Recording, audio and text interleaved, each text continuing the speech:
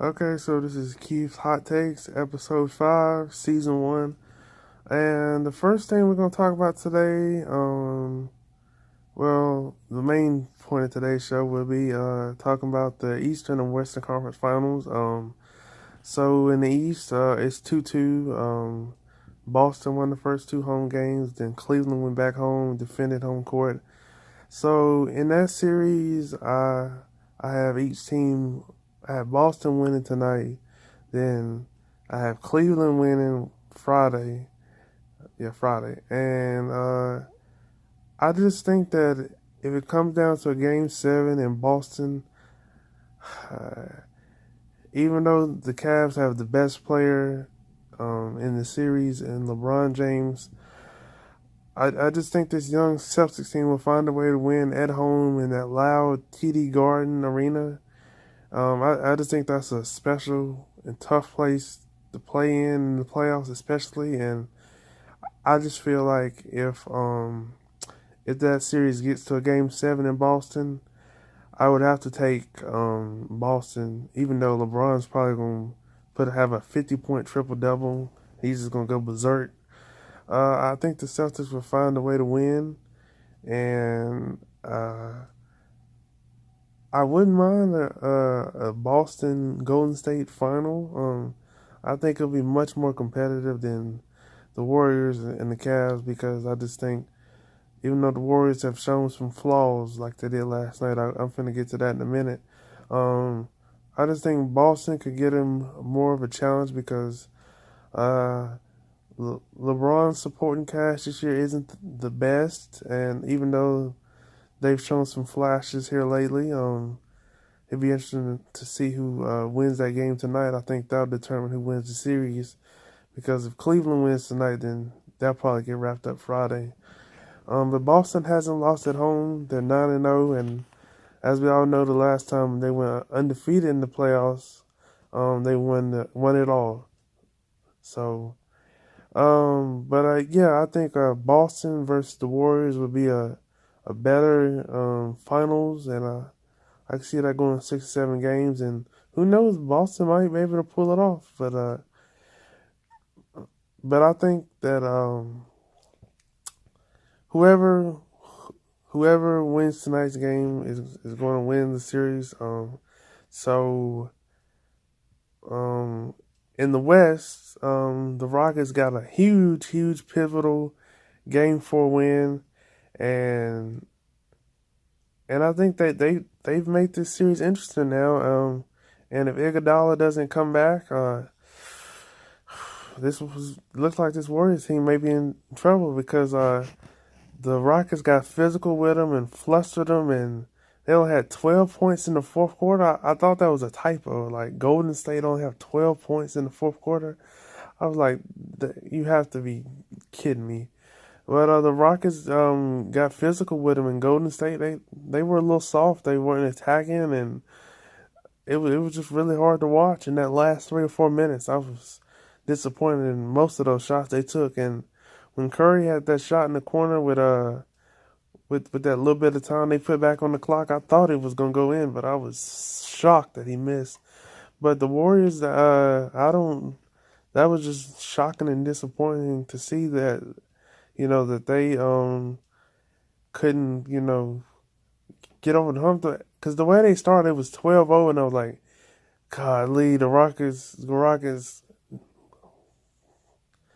I was just really disappointed by the way that they started that game, but they came back. They kept fighting, and they did it twice. They when they got down in the third quarter when Steph just was showing why he's a bad man.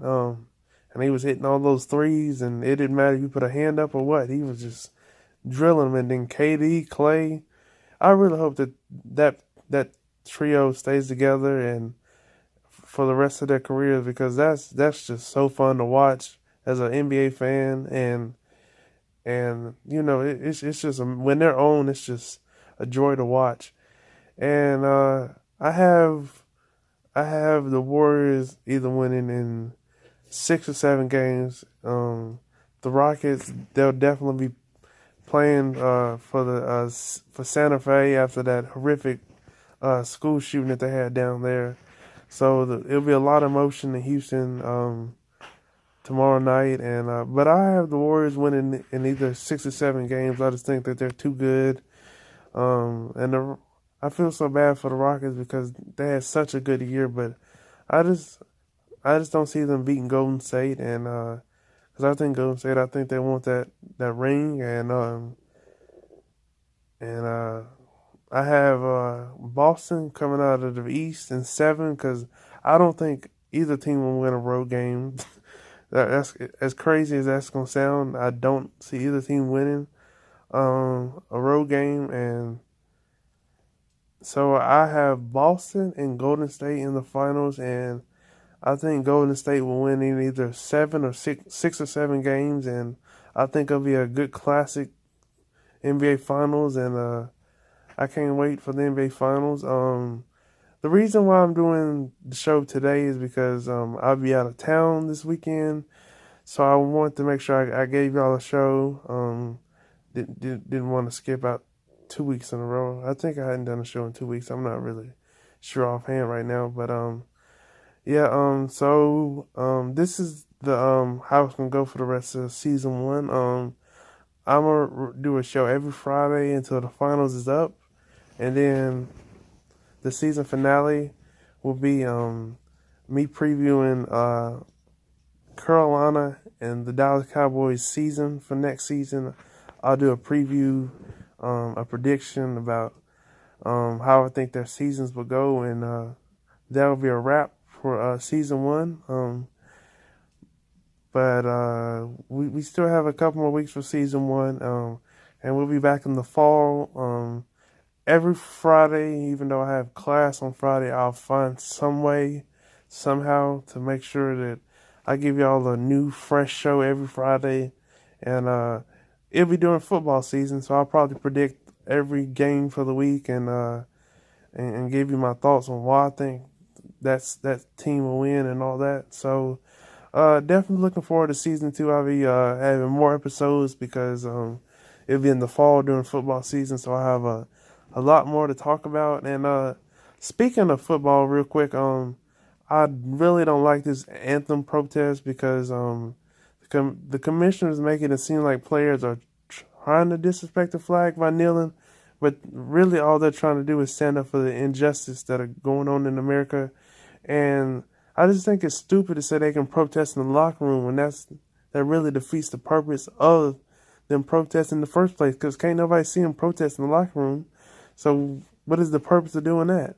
So I really think that this is going to cause a lot of controversy, and I'll be interested to see how this plays out next in the upcoming football season, because this is really a controversial ruling that they made, where all players have to stand up for the flag, and if they don't, it's considered disrespecting the flag. I just think that's just crazy and ridiculous, and I hope they can figure out a way where they can protest and stand up and voice their opinions about this new bill, because I, as a fan, don't like it. I don't think it's right.